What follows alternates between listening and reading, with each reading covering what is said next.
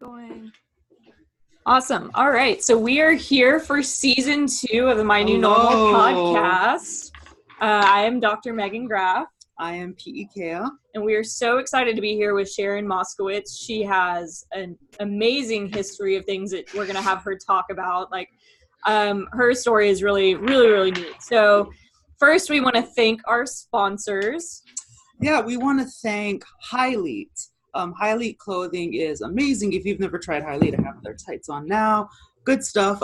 We have a coupon code NEWNORMAL40. That's all capitalized, NEWNORMAL40. Highlight is a fitness lifestyle brand founded on the core belief that a company's impact can and should live beyond the products they sell. As Highlight builds on a foundation of innovation and quality, their energy is equally focused on inspiring the well-being of our community. So definitely check out Highlight if you're in the need of some new clothing. The coupon code is for first-time purchasers, 40% off your entire purchase, everything normal price, no gift cards, nothing like that. Check it out, use the coupon code. We also have RX Smart Gear, 15% off your purchase if you use the code, all capitals, NHLBRX, 15% off, and a couple of other things going on, Megan. Yeah, so we have 2 different adaptive courses. So one is through the Ready State. If you use code MyNewNormal15, it's good until August of next year to sign up for the online adaptive trainer course that Dr. Teresa did with Max Conserva through the Ready State.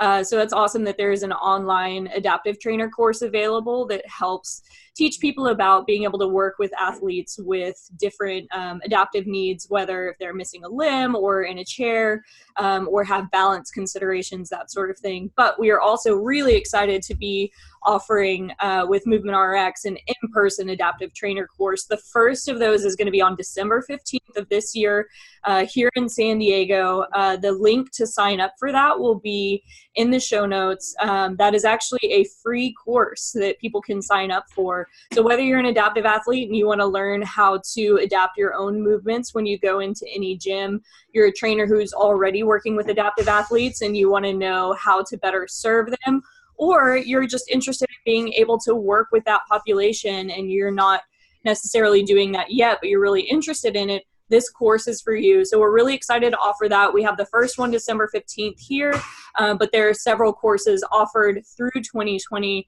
So check out that link in the show notes to see if there is one near you if you're not able to join us here in December. Did you say free? It is free. Wow, that's yeah. nice. So yeah, that's all the more reason to join us. It is going to be an awesome course in person. So we're really excited to be able to offer that. All right, so let's get started. We are here with Sharon Moscowitz, again, all around rock star. So tell us a little bit about yourself. That is a little bit of a buildup. Yeah, so how can I live up to being a rock star? I don't believe that, but thank you.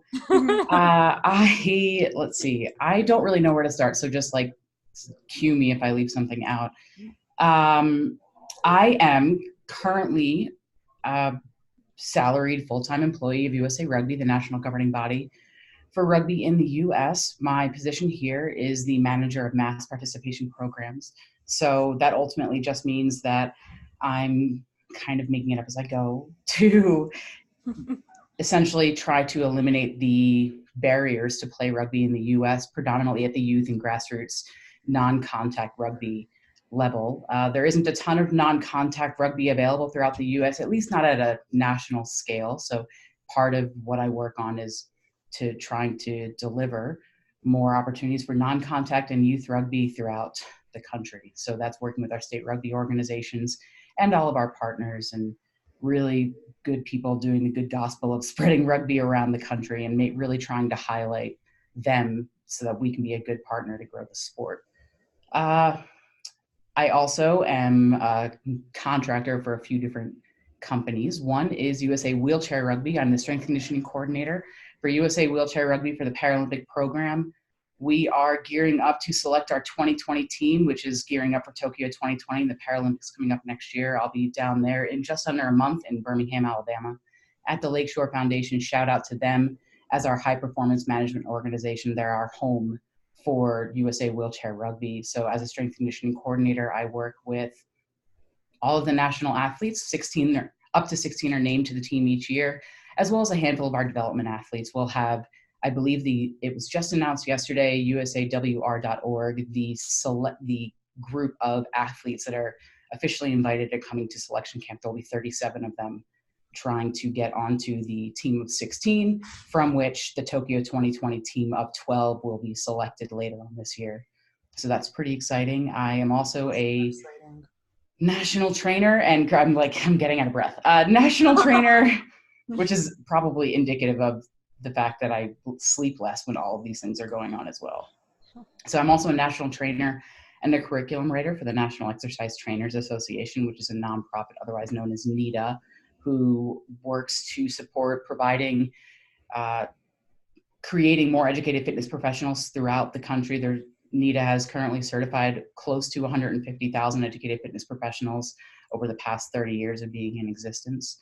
I wrote actually their adaptive fitness instructor trainer course, an accredited 5-hour course, and that's more geared towards health and fitness professionals who wanted to understand a bit more about working with adaptive populations and how to kind of ubiquitously apply that, kind of like looking at our senior instructors and understanding that people that have been in chairs for a long time might have lower bone density, and just kind of applying that knowledge in ways to be able to help more people and to be able to work with more people and provide more quality training and fitness education for everyone. Wow. I'm also I have to think about it. I'm also a strength conditioning educator for World Rugby, which is the international governing body around curriculum training, coach education, and referee education for rugby throughout the world. I'm actually leaving tomorrow to go to DC for an educator training with World Rugby and USA Rugby on some new things that have been rolled out so that we can determine as working groups how to roll out some new research into the strength conditioning education for coaches throughout the US here, and that'll be called Activate, which is pretty exciting, which I'm excited to go down to for the weekend. Yeah, that's awesome. And how's the weather there right now? In DC? Yeah. Or here in Colorado? In DC. Both. Colorado, we get 300 days of sunshine a year. So it's funny that it's generally beautiful here, but then the one day it rains, which it looks like it's going to today, everyone gets shit, it's been raining forever. And I'm like, guys, people in Illinois haven't seen the sun in 4 months, and you're complaining about 12 hours of shit weather. So that's exactly how it is here in Phoenix. Yeah. Right now, today's the first winter storm of the year. Right now, it's currently sunny and cool outside, but it was super windy and rainy this morning, and that's all that's been on the news all week is this winter storm. Yeah. Winter storm, and bring out your puffies. It's gonna be 60 degrees, whereas we're oh god, it's so hot, right? But no, it's beautiful. It's generally beautiful here. It's a little bit more overcast. In DC, I don't know. I really should look up the weather because I have to pack. But I just will have to. I'll be in the hotel. Yeah. Right. The entire time. So I guess it doesn't really matter. The only thing that matters is that it's good. Weather is good enough for me to get off the ground here and land there, I guess. Yeah. And my wife is landing back today from San Diego. Actually, she's in San Diego right now for the, she had a meeting, and then there's a Can-Am US Canada match at the Chula at the Olympic Training Center. Oh, we should have scheduled this around that she could have been joining us on. I know, that would have been so much fun. God, that would have been a very different interview, I think. She's my biggest fan, I think, and my sister. But and I hers. But yeah, no, she has it's a 36-hour trip. So she lands back here tonight. She flies back out tomorrow. She works in events for USA Rugby. So we're both ships in the night when we're busy. What else do I do? Well, tell us a little bit about your history with the SWAT operator. Oh yeah, I was a SWAT operator as well. That's awesome. That looks intense and cool. Yeah. Well, SWAT operator is just common terms, or it just means I was on the SWAT team. I was no big deal. It's just a fancy term. So I was a law enforcement. I was a police officer in West Virginia, Jefferson County, West Virginia, for 4 to 5 years. I've never really nailed down how long I was there. I was a SWAT operator for just about the same amount of time. I was asked to kind of try out for the team shortly after I got out of police academy. So I spent just about the same amount of time on the team, which is, a little bit uncommon. Usually there's a 2-year waiting period before you can apply, but I think that they, I don't know, saw that I was fit and thought that I could do stuff. So I did that. I was, I guess for those who understand like operator nomenclature, I led point on entry team, alpha entry team, which just means that usually on a SWAT team there are often 2 teams, like a distraction and an entry team. Leading point means I was the first person through the door, so the door is breached and maybe there's like a flashbang thrown through some type of distraction device, and then the first person that flows through the door kind of leads the way as far as making sure that the people behind them don't get killed. So I was the first person through the door of the entry team. Yeah. Tell them to go away. No, actually, tell them to sit down. Let's talk. So that was me. Oh, good. As a police officer, I also investigated adult sexual assaults and created the first ever like healthcare discount fitness program for Jefferson County once I was working with the county. And I also was the fitness training coordinator for the SWAT team, which just means that I had the record on the course, and they thought that that would make me appropriate to tell other people how to go faster on the course. So that was that was about it. Yeah, that's me.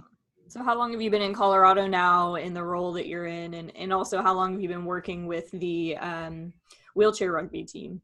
So I've been in Colorado. I moved out here. I technically moved here in May of 2017, but pretty much as soon as I hit the ground, I was traveling. So I really don't feel like I moved here until like July or August of 2017, because that's like the first time that I was actually able to look up and realize that Colorado is beautiful. But so May of 2017, I started with USA Wheelchair Rugby the March just before that. So I'm finishing up my 3rd season with them.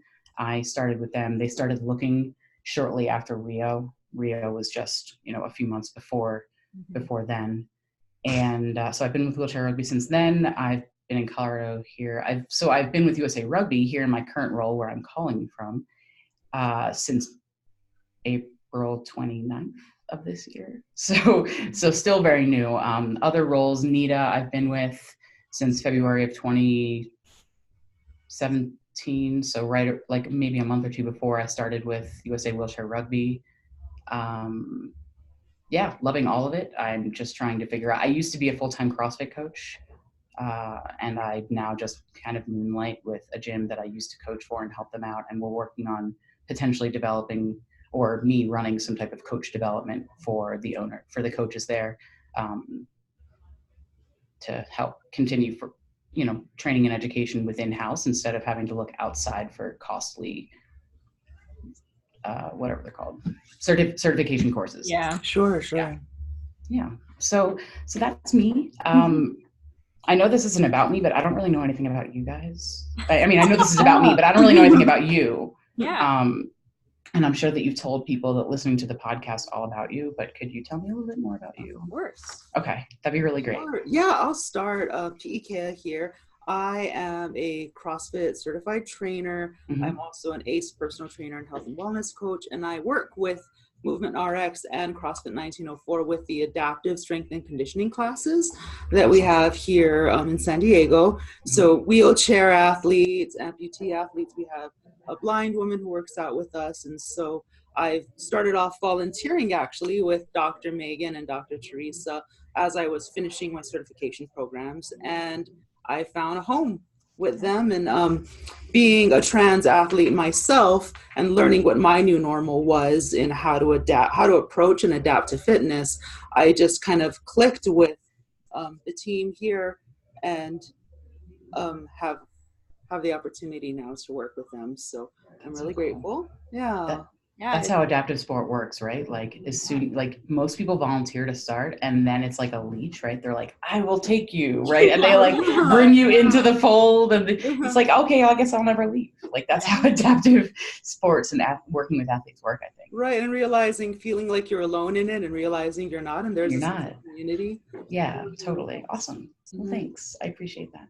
Yeah, so I'm Dr. Megan. I'm a physical therapist. I've been working with Movement RX since towards the end of 2017, I always joke that I like stalked Dr. T on social media and was like, I love what this company is doing, like both as a physical therapy practice, but also her work with the adaptive athletes, because I'm from Houston, and you may know there's a pretty good hub of adaptive athletics in Houston. Yeah. They have a really great wheelchair basketball team and They sure do. rugby as well, especially at the University of Houston. Mm-hmm. So I got to do a lot of different stuff there. And honestly, it was in school. It was a part of a project that we were kind of assigned to do something with a power wheelchair soccer team. And I fell in love with it, being able to work with the kids that were on the team. But then the facility that housed that also had all the other adaptive athletics. And so I got really into helping out with the sports. And a lot of it, honestly, was like I was the scorekeeper at football games. And honestly, I was an extra body when they were like, oh, well, so-and-so didn't show up, so we need someone in a chair. And rugby scared me because they hit so hard. They do. And I'm a really little person, so I go flying. Yeah, that was always terrifying. I liked football probably the best because I can't throw for anything or catch for anything, much less like trying to wheel at the same time. Forget It's it. a lot of coordination. But I was a great like defensive player of like blocking the quarterback as they were trying to throw. So that was about all I was good for. So I mean, just even like that role in working with adaptive athletics, like that was kind of my introduction to it. And I saw what Teresa was doing out here and saw, you know, with Challenge Athletes Foundation being out here, like this is a great, San Diego's an awesome hub for adaptive athletics as well. And so I wanted to get out here. And so now as we've continued to grow the program from this kind of smaller, volunteering our time, maybe once a week we had a class, to now it's a full-blown, very well-organized and now well-oiled machine with a great team around it. And now we have backing from the VA for veterans with disabilities to be able to come for free, to be able to work out. The fact that it keeps growing. And now we have the podcast that's kind of an adjunct to support it as well. It's been so awesome to see it grow. And I can't wait to see what else, you know, comes about from, you know, all these different things that we have going on. And I'm excited to get involved too with the adaptive trainer course that we have coming up, and helping teach other health professionals, coaches, and even athletes themselves that maybe don't know how to adapt movements or to get into the gym, but it's something they maybe used to do. So being able to be involved in that aspect of training other trainers, to be able to work with athletes. Oh my gosh, it's really exciting. And I love being a part of this team as we've grown with Piikea, and now like on board as our, I guess, full-time coach with Coach Ray. It's been an awesome, you know, team building and building up the program. So awesome. My involvement with that train the trainer aspect, right? It's so cool to be able to be a part of it. That's what I do with NITA, right? Like I'm taking fitness professionals that have some type of certification that want a new certification and teach them through it. But like the impact of that is so much farther, unless you're really good at like statistics and math, which I think I used to be good at before all my concussions, but I'm not so good at now. But the impact, like that ripple effect of maybe you have 10 people in your certification course, and then those 10 people go out and impact dozens. And then those dozens are like, well, I had this really cool coach and they impacted me in this cool way. And then it just continues to ripple out. It's just that train the trainer course. I think it would be really difficult, even no matter how busy I get, to give that up. Like I just traveled for NITA. I was over in Maryland a weekend or two ago. And I don't think I'll ever give it up, because there's nothing, it's exhausting. I mean, utterly exhausting to teach for 8 hours one day and 8 hours the next day with varying skill levels and what they're coming into the course with and whatever their hopes and dreams are to take from that, right? And cater to all of those different personalities and intellectuals. But it's just such a cool thing to be able to do, to work with people and then and like to think about the impact that you're able to have in such a greater scale. It's just, there's nothing else like it. I mean, school teaching, sure, but like you have those 25 kids or whatever it is for that whole time, as opposed to that greater impact too. It must be quite rewarding too. I can speak as a trainer. I know a lot of trainers kind of get into a routine. And sometimes, as with any job you have for a while, you just kind of, you're in this matrix flow, and you stop thinking of new creative approaches. It must be nice to help people who want to break out of that learn some new ways and how to help adaptive athletes. It's one thing to want to, it's another thing to know how to.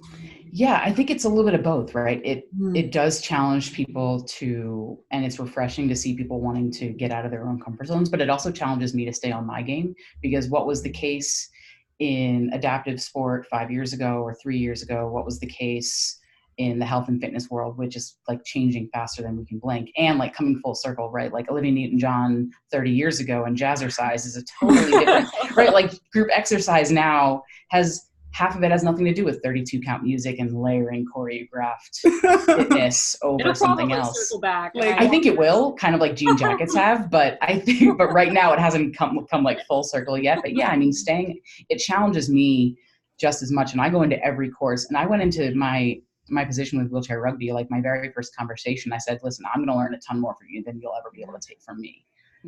Because there's 16 of you, or in the case of the selection camp, 37 of them, and there's just one of me. So I'm able to take from like all of you, and you just have the unfortunate circumstance that I'm the only person that you're meeting right now.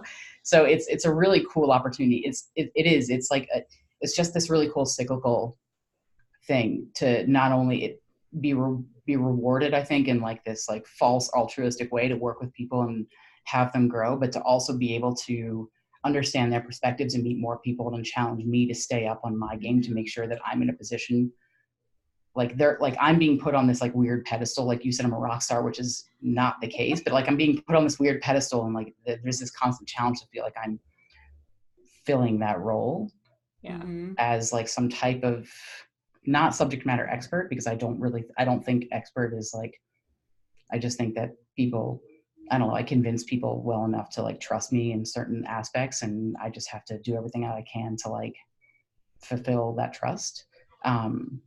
But yeah, so I think it's more rewarding for me than it is for them, probably, in that way.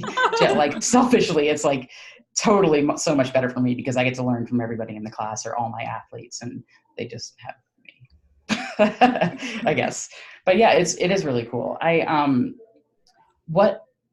So one thing, Highlead is one of your sponsors. I did want to like plug Highlead, because my wife loves their pants. Like she hates the high-rise ones. Currently wearing their pants, they're so comfortable. She hates I have ones that I can like pretty much like swallow myself whole with, but she hates them. And she like only wears like low-rise pants, and like doesn't really conceptually understand any high-rise. I don't like high-rise pants either. Granted, they do, for people that like the high-waisted pants. I was looking at their website recently because I need to up my supply. Gear, they are either already have or about to have some high-waisted pants come out. So for those people that like it, they do have them, but I do prefer like the mid to low rise. Yeah, and they have really sweet pockets. Yeah, they have really sweet pockets. So I was coaching someone in a CrossFit class, and I was like, where are those pants from? And so then I was like, no, not for me. Like, yeah, they're great, and I'm sure I'll buy one for myself. But like, I mean for Katie. And now she loves them. They're like her go-to. She doesn't want to work out in them because she's worried that like it'll make them not last as long. She just wants to like wear them and have pockets. Athleisure. Yeah, exactly. Like 95% of my clothing is athleisure. Like I have like a dry fit shirt underneath my my dress my flannel. Shirt. Yeah, exactly. Yeah, it's all athleisure. Love it. But yeah, Highlead is great for everyone, because they have high-waisted stuff too, which I had to like filter through in order to get to stuff. Not stuff for me today. So in some of the like train the trainer courses, do you have some adaptive athletes or even coaches that are adaptive themselves coming in to learn from you? And you mentioned like in those courses, are you know, is it a little bit more of an interactive environment to where it is more conversational and you're kind of learning from them as much as they are from you, like in those more formal teaching settings, not just when you're working with your rugby athletes? Wheelchair athletes, yeah. Wow. So, I mean, with NITA, it's actually a lot more of non-adaptive athletes. Yeah. I don't like able-bodied, but my athletes are perfectly comfortable with it. So, but I don't want to offend anyone else by saying able-bodied and adapted. My athletes call themselves cripples. So like, Yeah. Take it back, whatever. So in most of the courses in the train the trainer ones that I teach are non-adaptive athletes and fitness professionals. But with that said, I do believe that like there's a small section of fitness and like people that can do anything that gets thrown at them, and everyone else is actually, for some injury, is either scaling or adapting. Yeah. Most fitness anyway. I usually do have a pretty wide range of ages and abilities. In just about every class, I have someone that's been in the industry for 35 years and just got into it yesterday and just finished their personal training certification and wants to expand their horizons. And then everybody else in the course is somewhere in between those two. And often we are talking about ways to incorporate new things, but also ways to make sure that we are teaching to the majority of people, which, like the baby boomer generation, 65 and up, is such an enormous population and they're active. So we have to make sure that we're not just keeping our health and fitness knowledge to like what we would consider young and fit and healthy and uninjured, because I'd like to think that I'm young and fit and uninjured, but that's not the case. So like even I adapt and scale things, like temporarily adapt and scale things all the time. I forget the other question that was part of that. I was just curious of learning from them. Yeah, like are very many of the people that are going to that course, I guess, do very many of them have any experience in working with either people with, I think the vast majority of trainers are used to working with people with some kind of temporary, like you mentioned, like a temporary adaptation, but do very many of them work with people that need permanent adaptations in their workouts? I think when learning that one of my roles is working with wheelchair rugby, it does spark a lot of consideration for the people that they're working with or the people that they want to work with, if they're not working with people requiring adaptation at that current time. When it comes to the interactive nature of them, I try and pull from them a lot more.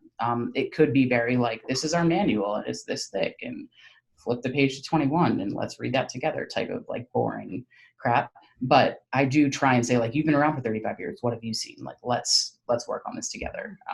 Because I have one perspective and you have, the two of you have two. So like two heads are better than one in that. So I do try and make it as interactive as possible. So I do get to learn. I think, unfortunately, although we're in the bubble of adaptive sport, and we believe in the power of eliminating barriers to health and fitness and making fitness as universally accessible as possible, I just don't think that we're there yet in the greater health and fitness community. So I do think that's reflected in the clients and group exercises that are held and the clients that are reflected by the people that are coming to the courses that I teach, in that the majority of them either don't work with, haven't worked with, weren't sure if they could. And part of what I do is try and dispel that, right? Like if you have health and fitness knowledge, then you can work with anyone as long as you're just willing to apply it in a creative or like innovative or maybe non-direct way, like understanding senior citizen strength training program and applying that into someone that may have low bone density that is 22. So like just applying those and just trying to empower people to use that knowledge wider than what it says it applies to in a book. Saying like, just because this is written for this population is also probably applicable for people with pregnancies, and also probably applicable with people that have, hip replacements. And if they don't have grip because they're an incomplete quad, they probably will need to fashion movements to be able to access their shoulders a little bit more like an upper limb amputee. Like it even works in the adaptive community. So just empowering people to think about their knowledge in non-traditional ways. Yeah. And I like what you were saying earlier about how it's important to keep yourself current with science and with what's going on so that you can move with the change instead of what you learned way back when you were certified or got your degree. Yeah. I mean, I don't think I'm not a vault of knowledge. Like, I don't think that I have any type of like copyright or like license even to my own thoughts, because everything that I think is just a derivative of something that someone else has thought, right? Like something that I say later will come from a conversation that we did today, and I'll be pawning it off as if it's my own idea when it's not, right? It's not, like, because it's too long to say like, well, this came from a conversation that I had on this podcast interview with Megan and Piikea. Like, it just doesn't, like, that doesn't lend into the conversation. But it's all like, we are all just products and derivatives of like something else and someone else that said something, like, to the history of time. So like, I don't have a license on anything that I say, like, so in that way, like, it's all universally applicable, right? Like, and so I need to take in that information that's new, because what I know is what I knew 2 seconds ago, right? It's not someone just right now is probably revolutionizing the way to use cable machines for upper limb amputees, right? Like, who knows? So that's something that we have to continue to stay up on in order to make sure that what we're giving to other people isn't bullshit, because they're coming to us as what they believe is subject matter experts. No matter how much I think I'm not one, right? Like, if someone else believes it, then it's kind of true, at least in their perspective. So I have to make sure that I'm not just feeding them horse shit and pawning it off as like gospel or fact, like capital F fact. But I just want us all to share information. Yeah. All of it, all the time. So where do you feel like now, because I know you mentioned you learn a lot from your athletes, but as far as more formal learning, whether from courses or journals or videos, podcasts, whatever, where do you try to stay up to date, especially when it comes to adaptive athletics or even just health and fitness in general? Formal book, institutional, stuff that Dr. T puts out. I love looking at everything and like picking her brain if possible, when possible. I try to speak as much as I possibly can with adaptive rec groups that are constantly coming up with, and like, even like softly, not like publishing through Clearinghouse, but publishing manuals and how-tos and coaches. I used to work with the Great Lakes Adaptive Sport Association, shout out to them, in Chicago, which is kind of how I found my way through adaptive sport. And they have kids that have CP and are just figuring out that they can get into a track chair at 7 years old for the first time. And also, one of their athletes is a current, now just became another world champion, but a former world record holder for single below the knee amputee high jump. So like, they run the gamut. So I go to places like that who are working with kids and adults and like all populations, and learning new diagnoses that they didn't know existed, like something that 6 people in the world have, that are actually like boots on the grounds and working with a variety of athletes. DASA, Disabled Athlete Sport Association, and they host a really great conference every 18 months to 2 years, that I've been fortunate enough to host adaptive strength and conditioning and training sessions with as well. But those types of conferences that have people that are in Houston, in Atlanta, all over the place, actually doing really great work, that's where I do get a lot of my like current formal up-to-date training, from just the people that are continually doing it a lot more than I am, because I'm now working at a pretty high level. Most of the athletes that I work with they're all elite athletes at my level. Their pipeline into it are different, right? Some have been playing and some have been injured or have some type of like congenital diagnosis, and maybe have used a chair their entire lives, whereas some have just become injured 4 years ago, 5 years ago. So their pipeline to me is different, but they're all at a point where they're committed and they're training and playing at the highest level possible. So my scope at this point, I have to look outside and I have to talk to people that are working with kids with CP at 7 years old, because I'm not getting those populations anymore. But that's it. I wish there was, like, we should all come together and like write a book, because there isn't a resource just yet. A formal resource, I think, that is constantly going through editions and versions and talking with really great people on the ground, like you two and Dr. T, who can actually put those resources together. If you know of one, please, oh my gosh, like, give it to me. I want it all. Or like send it to me so that I can subscribe to it. But it's usually with talking to the people that are doing the work, that are working with those varied audiences, that I get my formal understanding from. I have a question. Yeah. So you work with so many different populations. How do you as a coach, or what do you suggest to coaches on how to connect with an adaptive athlete? When you jump in there and you start working with them, how do you get that credibility, trust, all of those aspects? That's such a good question. And there isn't, other than, it's like building buy-in, right? Like there have been 1,000 books written on building buy-in with the people that you work with, whether it's corporately or athletically. I think ultimately people just want to know that you care, and just want to know that like you're not coming in there with a chip on my shoulder. Like the fact that I came into wheelchair rugby and I said, listen, I'm going to learn a lot more from you, and the only way that this is going to work is if you tell me it doesn't work. But don't just tell me it doesn't work. Tell me what doesn't work. Tell me why it doesn't work so that we can troubleshoot this together. By like kind of eliminating a little bit of the power dynamic and saying like, we're in this together. I'm here, like, sure, maybe I'm paid to be here and you're paying to come, like in the like position of a class, which I remind people, like, if you don't like the workout, you pay to come here. So I like, you're in it now. But with athletes or with people that I work with, I often just try and kind of eliminate that power dynamic and make it more of a team effort. And I mean, everyone that I've worked with where I've tried to make it more of a collaborative effort, no one's been like, fuck this, I'm out. I cursed. See, I've cursed a lot, but that was a big curse. Yeah, I know. I'm sorry. Before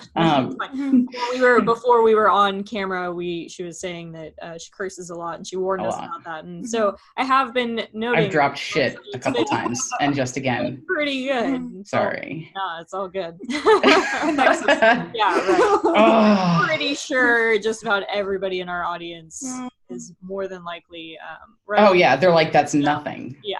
They're like, she's so good. She's only said like sitting in F once and shit 3 times. Like, she's so great. 5 times now. For me, it's just about like establishing a team.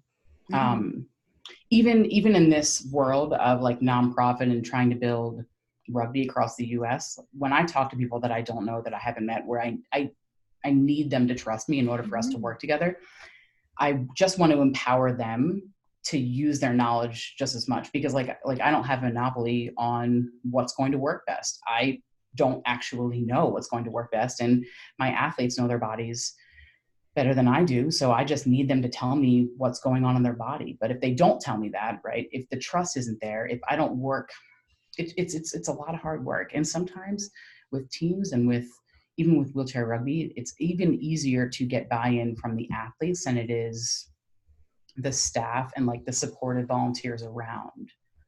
Because I think the athletes and the people that are coming into your classes, they're already like, to a certain extent, they're already bought in, right? Like they've paid the money or they've signed up for the team. They know that I'm providing their training program. Like there's already an aspect that's bought in, but there's this other like peripheral group of people that really had nothing to do with you being there, right? But like the hard work actually begins then to build buy-in and to like establish trust there. And I think some of that just takes time.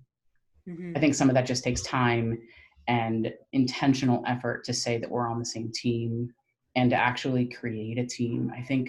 I don't think that there's any replacement for like time and position in those roles of just like, because by someone knowing that you care, like it also means that you're going to stick around. Right. Right. You're not just there to volunteer once, take a selfie, and then disappear. Right. And then like I did the good work, right? Like I did the whatever it is that's so crappy to say. Like, look at these inspirational people and like picture, I'm out, like do it for the gram and now I'm out, right? Like no one wants that. So I think part of it is just being around and showing that you care day in, day out, and like giving. It's great for empaths because we give ourselves, but it's exhausting too, right? Because you're physically giving up part of yourself.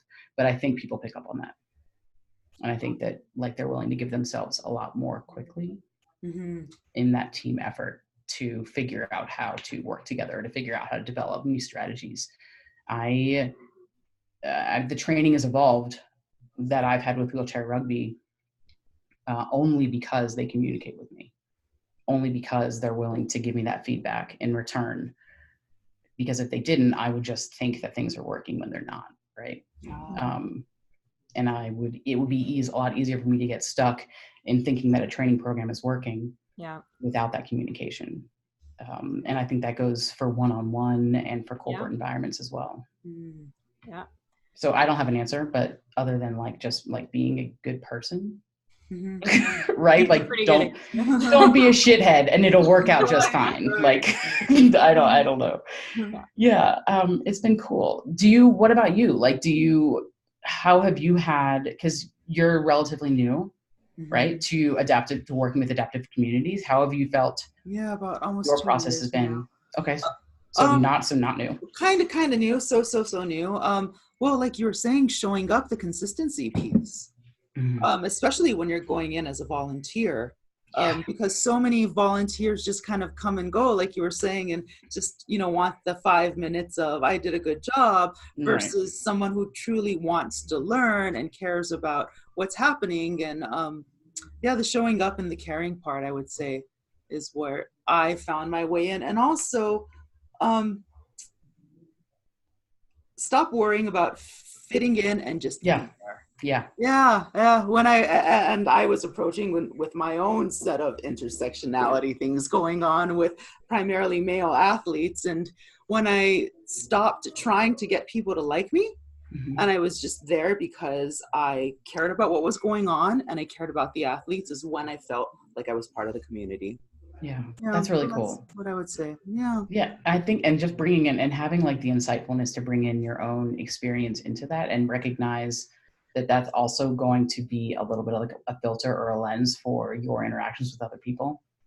I kind of went the other way. I was like, you're not you may not even like me, but like we still have to work together. Like with the teams that I worked with, and I was like we may never talk outside of this, and that's okay, but like we're still doing this together. And for better or worse, I was trusted and hired to be in this role with my wheelchair rugby athletes. I mean, at the end of the day, I think we all like each other well enough. We're really, really close. The staff and the players alike. I mean, I think we're the closest. We are probably the closest team that I've ever really worked and been a part of. But it's because we've worked to do that, right? It didn't just happen overnight. And it's been difficult for me too this past year in like adding a full-time salaried role where I am expected to be literally at 100% everywhere else as well. Right. Which I guess like you plugged the name of the podcast, My New Normal, earlier, which is like, I'm still trying to figure that out, I think. Sure. Like perpetually. Yeah.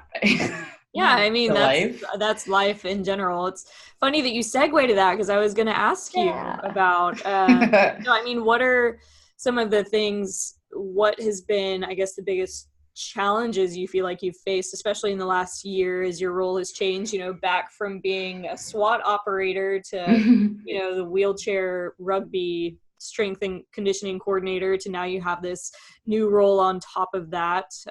What does your new normal look like, and how do you feel like you're trying to, I guess, adjust everything? I'm like always trying to adjust. Sorry, my dog just started moving around. She was snoring until this moment. Now she's like, what's going on? So like being in law enforcement, which I don't begin to know the process of what it's like to be in the military. But I do have close friends that have spent time in like operator roles in the military. And it's somewhat similar to what I understand is that like I'll only speak for myself. I did become like pretty significantly jaded towards the majority of society.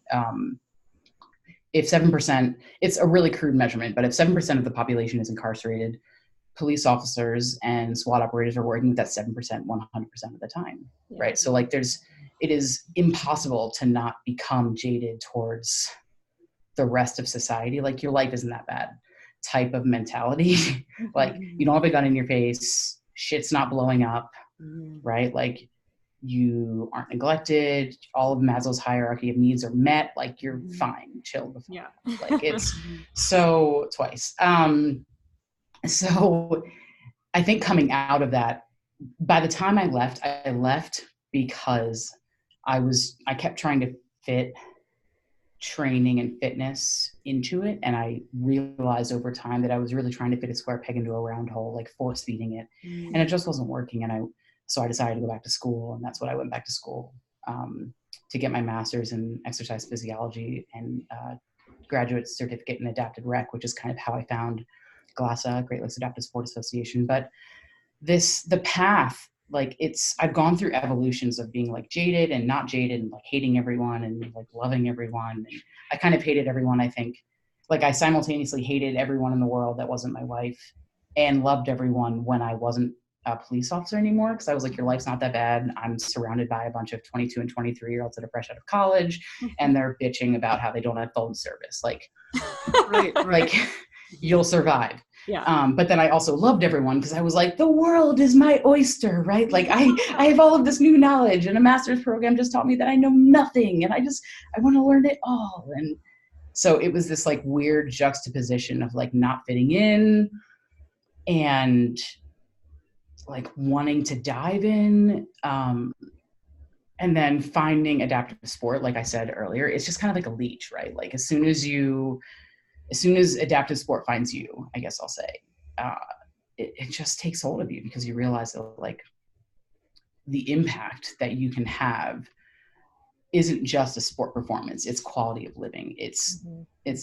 improving someone's activities of daily living throughout their life, right? So if I can help my athletes be stronger now, I'm also improving their posture. I'm also improving their ability to withstand or prevent injury. And just the list goes on and on when working with adaptive populations. So not only can they win a medal, but they could potentially also live longer maybe, and maybe not have injuries that they might have had if they couldn't withstand them from lack of strength training. To get back to it, I diverted. The process until now has just been really actually kind of rough, because I so deeply believe, I think, in, it's probably like a fatal flaw, I so deeply believe in the various things that I have involved myself in or been asked to be involved in, that I want to give everything that I can to those endeavors and to the people that have trusted me to fill those roles. And it ends up not leaving a whole ton for myself at the end of the day, often. And I am still struggling with that, without a doubt, because there has to be some type of balance, right? Like I can't give it all. I can't give it all away.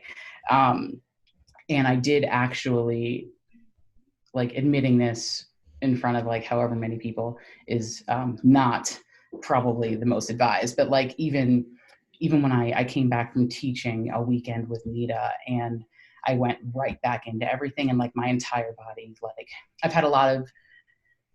I have multiple traumatic brain injuries, and I have an acquired auditory processing disorder, which just means that I can't really eavesdrop, and noise comes in at a really high level. For people that understand like Marvel and comics, I don't.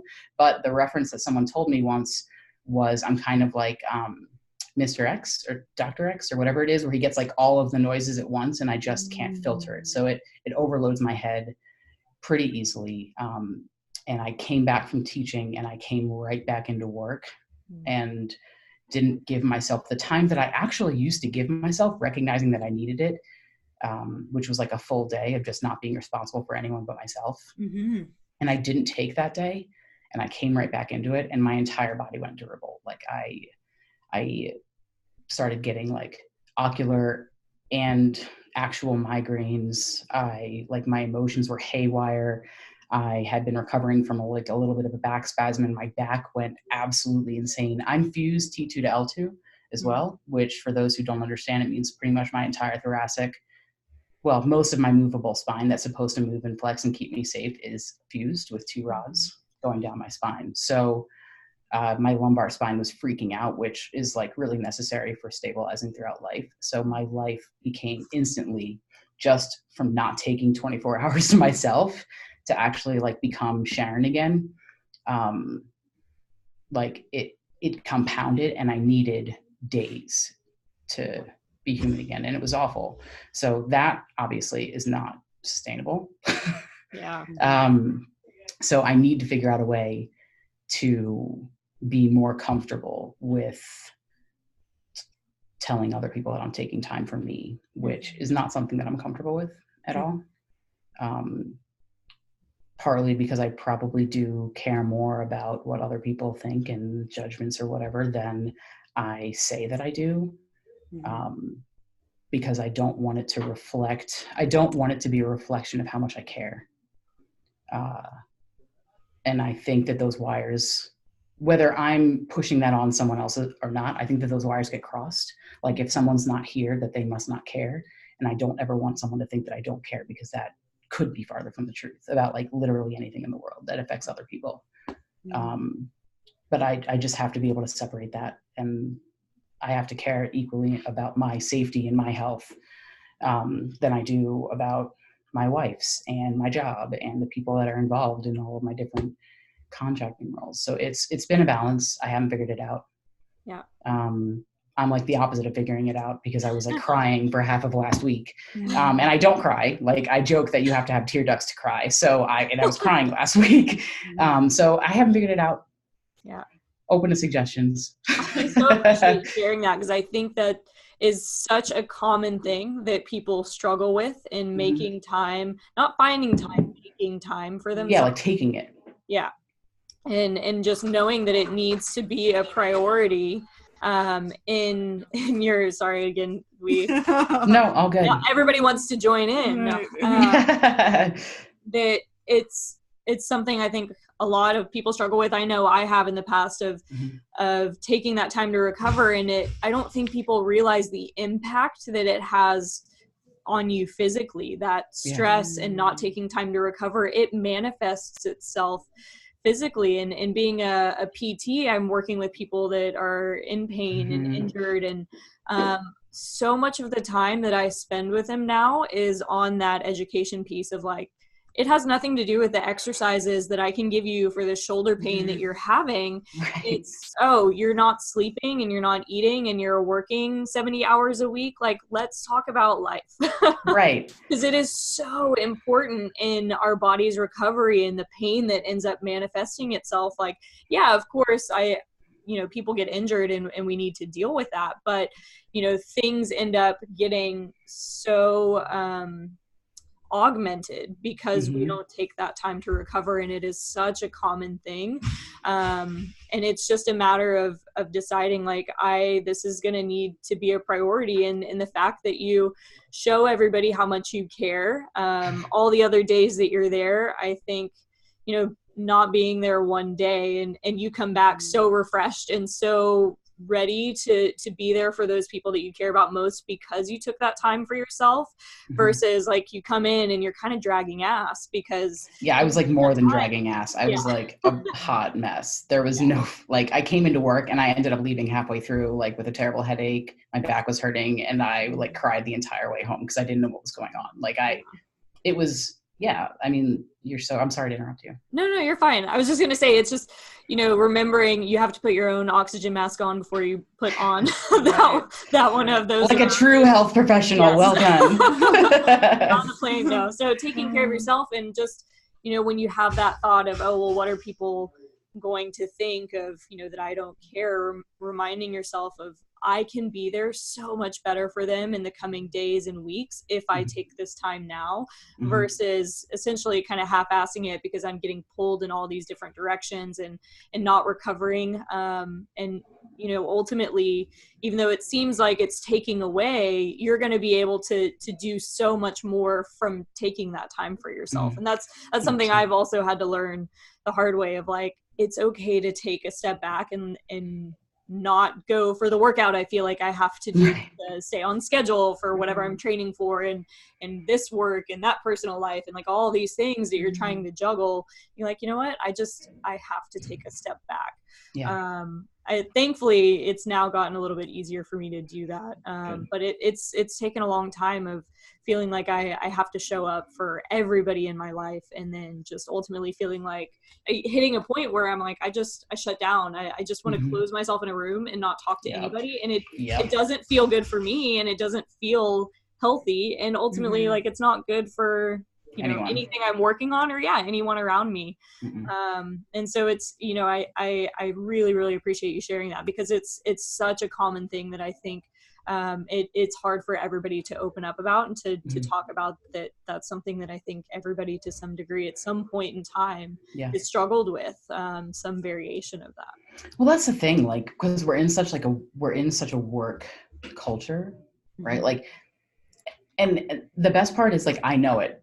A year ago, when I was full-time coaching and still traveling for wheelchair rugby and teaching for NITA, I went to my gym owner and I was like, hey, when I travel on the weekends, I'm just going to go ahead and take Monday off because I need that, because otherwise I'm just going to be a shit coach for you. And I just don't want that. And I don't want that for the people, like the relationships that I built with them. I don't want for me to come in on a Monday and half-ass, and not even like half-ass, but just like where I'm not me, right? Like I'm like that, the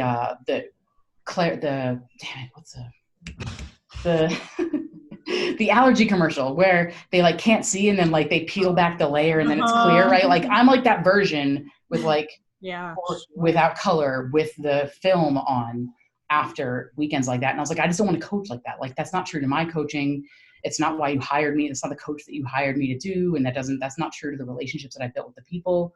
So I'm just going to go ahead and take Monday off. And she was like, okay. So like pragmatically, logically, like we all know that this is what we all need. And we all know that everyone struggles with it, but like in the moment, right? Like it's almost this like narcissistic thing where it's like, no, I need to be here because the whole world will fall apart, right? It's like, that's not the case.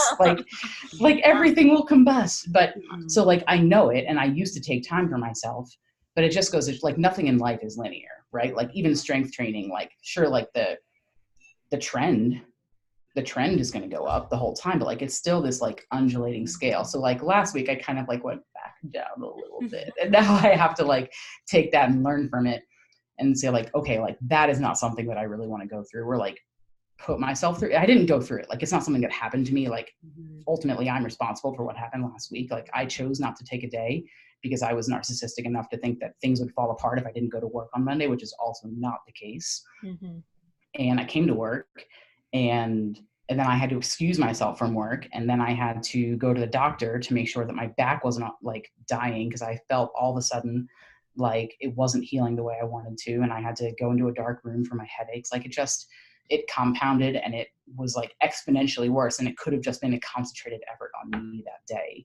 So now I just have to learn from that, and now I will tell everyone the next time I travel for a weekend, which is coming up this weekend, that Monday I'm not available. And self-care Monday. And you know what? And the people that sorry to point, the people that like don't get it, like I have to be better just saying like, that's you, that's fine. That's not me, right? Like you don't know my life. You don't, like, even if you do know my life, like you don't know me, and that's not what I need. Like you may be able to come in and work a full day and move like the Energizer Bunny after doing it, but like but we're different, right? Like I give a different level of myself, or a different type of myself, and I emote differently when I'm teaching in front of people, and this is what I need, and I just need to be better again at doing it. But like we all know it, Megan, like you said, like everybody knows that that's like the smart thing pragmatically to do, but then like we all get into this cave thinking that no one else will understand, right? Like what we're going through. Because it's such a personal thing. Unique. Nobody else. Yeah, like no one's gonna get that I don't feel well today. And like feel well is like the true definition of the term. Like I don't feel me. Like, and if you hired me, like you didn't interview me on a day that I wasn't feeling well, right? Like you interviewed me on like a day where I wasn't having to like bootstrap anything. Yeah, clear film. Like here I am, hire me, right? So like if you want that person, like I need today. Yeah. But yeah, the last week was rough. It was rough. So like, I don't want to go through that again. Yeah. Sure. And I think even if it's just, go ahead. Sorry. I think even being okay if they don't get it. That's it. That's hard. Too. Yeah. That's a harder component to it too. Sometimes I feel like, and right. All right. You don't get it, but I need you to respect it.